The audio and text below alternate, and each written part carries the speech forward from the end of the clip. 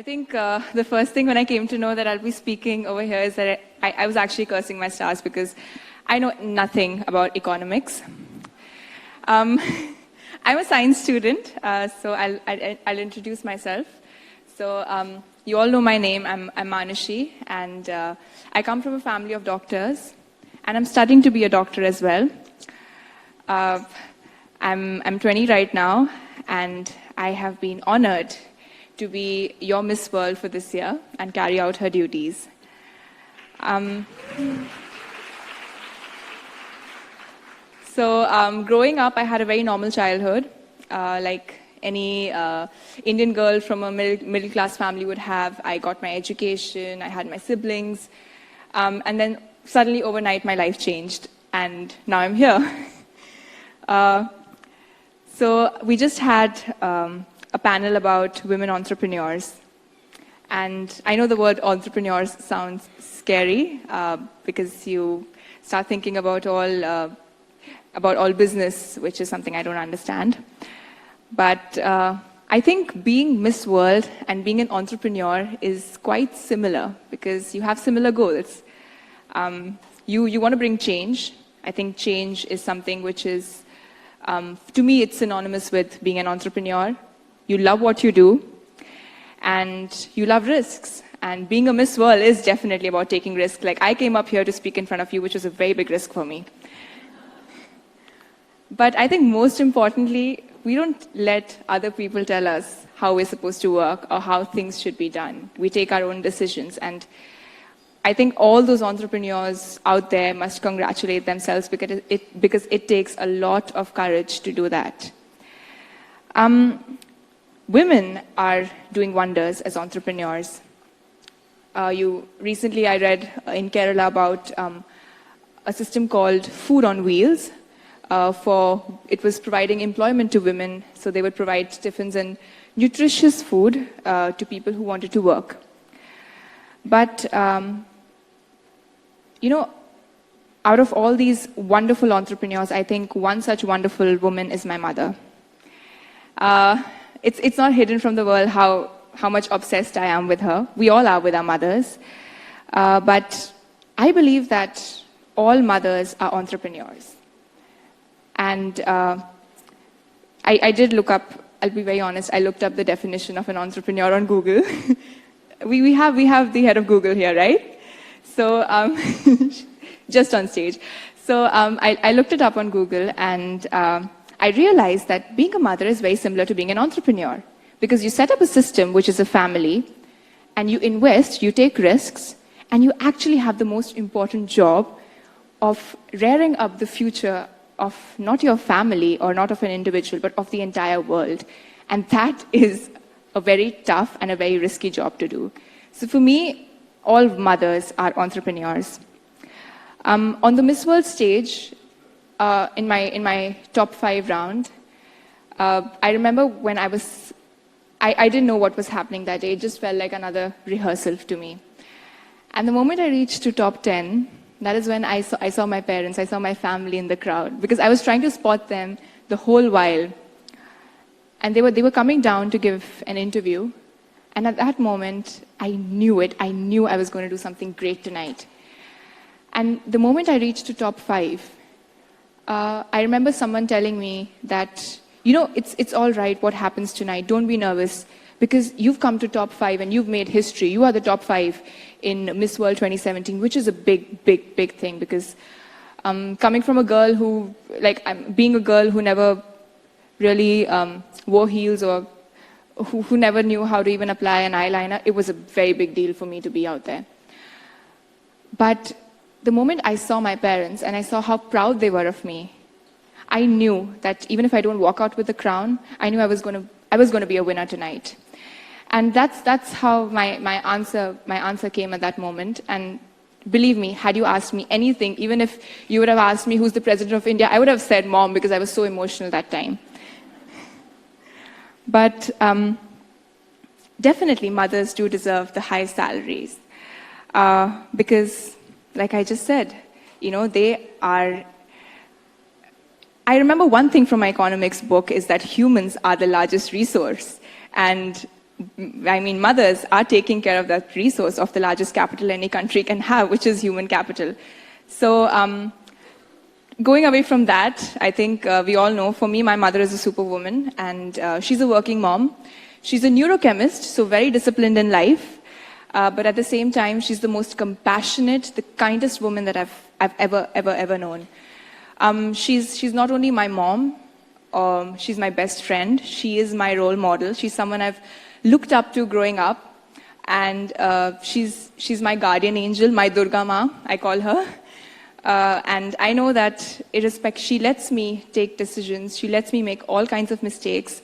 And when I come home, I know that even if I might not at that moment think that I won. For that moment, I might think it's a failure, but she's there for me when I come back home. And it's not easy when you have two worlds to balance, because I'm very proud to say that she has done amazing as a doctor. She's an amazing doctor. But at the same time, she's never made me feel like she didn't have the time for me, or she's always been there for me as a mother. And this is something that a lot of women out there, all the women here have been doing, who are mothers as well. And that is something that has always amazed me as a child. I don't know how you can balance two wonderful things so perfectly without even having a hint of worry on your face. Having said this, I think I feel that aren't women already the most powerful?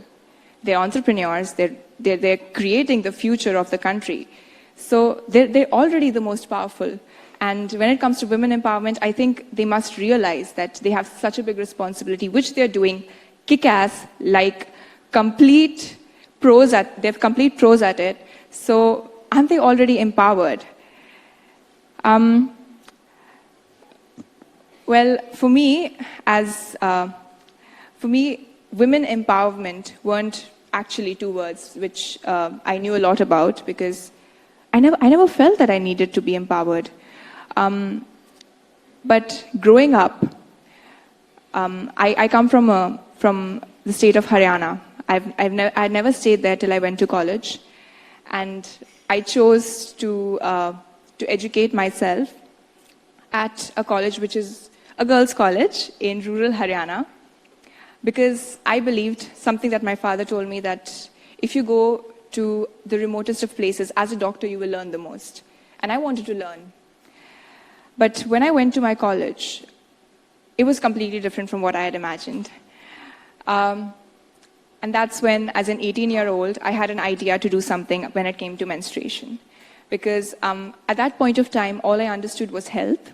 And I felt that, well, menstruation, if women are more comfortable about menstruation and we are able to take care of their hygiene, then definitely it won't boil down to diseases such as pelvic inflammatory diseases and your RTIs, and that could, RTI, reproductive tract infection, not the RTI you guys know. So that's how I started my project. And so in the local areas, they started calling it as Shakti when I would go. Because, Shakti, you all know that every woman is considered as a form of Shakti, and Shakti means power and to empower. And that's how, more than just a health project, it became an empowerment project for me. I showed the project to the Miss India team. They really liked it.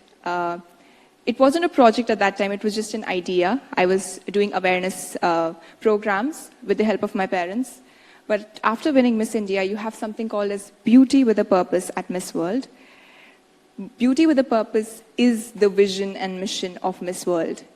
That's what Miss World stands for.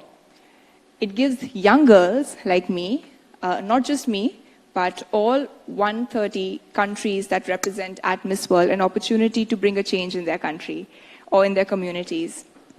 And, well, Miss India wanted to work on my project. So I worked across 3 states in North India, more than 20 village communities, and we created women entrepreneurs, so entrepreneurs back in. So we encouraged women from the village to source sanitary pads from the Walmart. So I collaborated with Walmart India and a local manufacturer of sanitary pads. And so these women would purchase low-cost sanitary pads and sell them in their village, because more than the lack of awareness and the high cost of sanitary pads which women felt, it was the taboo that was associated with it. And women would feel uncomfortable to buy sanitary pads from mostly a man who's a shopkeeper. So that was my short-term project. I remember being shortlisted as a semi-finalist for Beauty with a Purpose at Miss World, which is the biggest award when you go for a Miss World competition.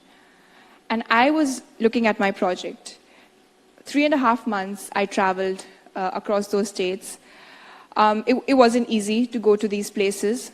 I went to a village where children didn't even have clothes to wear. So I could imagine that if they can't afford proper clothes, how can they afford sanitary pads? I mean, that's the kind of mentality that they have over there. And as a 20-year-old, to see so much, it just makes you want to do so much more, because I'm still growing, I'm still learning, I'm still in that stage where I'm figuring out what I truly want to do in life. And that's when I found my purpose. And in the top 20, there were amazing projects. But when I saw my project come up, I had tears in my eyes because I couldn't believe that I had done it, of course with the help of a huge team. And I won Beauty with a Purpose. And I'm very proud to say that I'm the first Miss World who also won Beauty with a Purpose. After which, of course, not only my project, after winning Miss World, we were here in India.